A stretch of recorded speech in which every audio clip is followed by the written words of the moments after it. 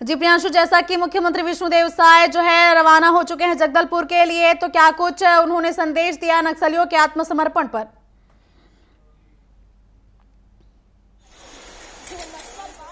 बिल्कुल, देखिए जिस तरीके से इतिहास में कह सकते हैं कि एक सबसे बड़ी संख्या में जो है नक्सली आज आत्मसमर्पण करने जा रहे हैं और इसको लेकर जो है मुख्यमंत्री विष्णुदेव साय रवाना हो चुके हैं। पुनर्वास से पुनर्जीवन के तहत कार्यक्रम रखा गया है। कार्यक्रम में वो शामिल होंगे।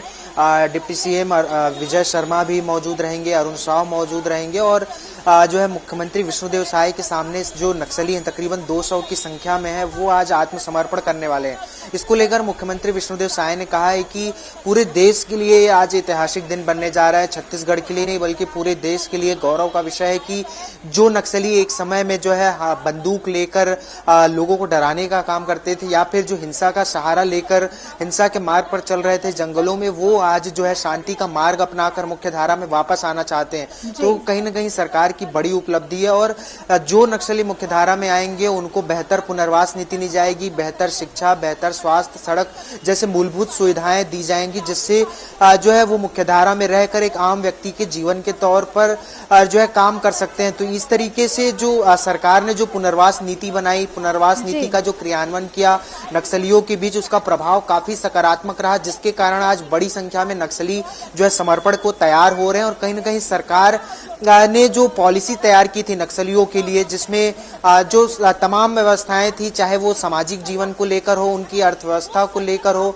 बौद्धिक क्षमता को लेकर विकसित करने को लेकर तमाम जो प्रयास किए जा रहे हैं सरकार की ओर से, ये कहीं ना कहीं नक्सलियों को भी अब जो है ये मजबूर कर रहा है समर्पण करने को लेकर। दूसरी ओर एक डर भी है सरकार का कि अगर बंदूक का सहारा लेकर वो चलेंगे तो उनके भी हिस्से सिर्फ मौत आएगी। सरकार एक तरफ जो है पुनर्वास नीति की लालच दे रही है, तो दूसरी ओर ये भय भी पैदा कर रही है कि अगर आप जो है बंदूक का सहारा लेंगे तो फिर उसका जवाब बंदूक से दिया जाएगा और उसका अंजाम सिर्फ मौत होगा, उसका हश्र सिर्फ मौत होगा। ये अमित शाह ने भी कहा था, बार बार गृह मंत्री विजय शर्मा भी कह रहे हैं और जिसके कारण अब जो है नक्सली बड़ी संख्या में जो है समर्पण कर रहे हैं।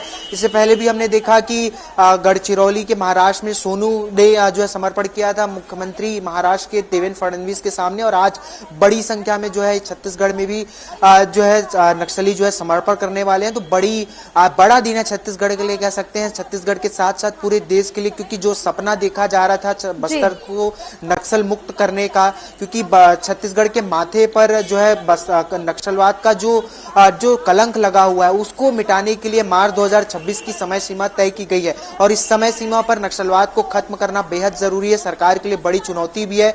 जवान जो है लगातार इस क्षेत्र में काम कर रहे हैं, सरकार काम कर रही है, शासन प्रशासन दोनों काम कर रहे हैं, जिसका परिणाम आप और हम सब आज देख पा रहे हैं कि बड़ी संख्या में जो नक्सली आज समर्पण करने को मजबूर है। जी बिल्कुल, सरकार के प्रयासों का ही नतीजा है और सुरक्षा बलों की मुस्तैदी ही है कि अब इतनी बड़ी संख्या में नक्सली आज आत्मसमर्पण कर रहे हैं।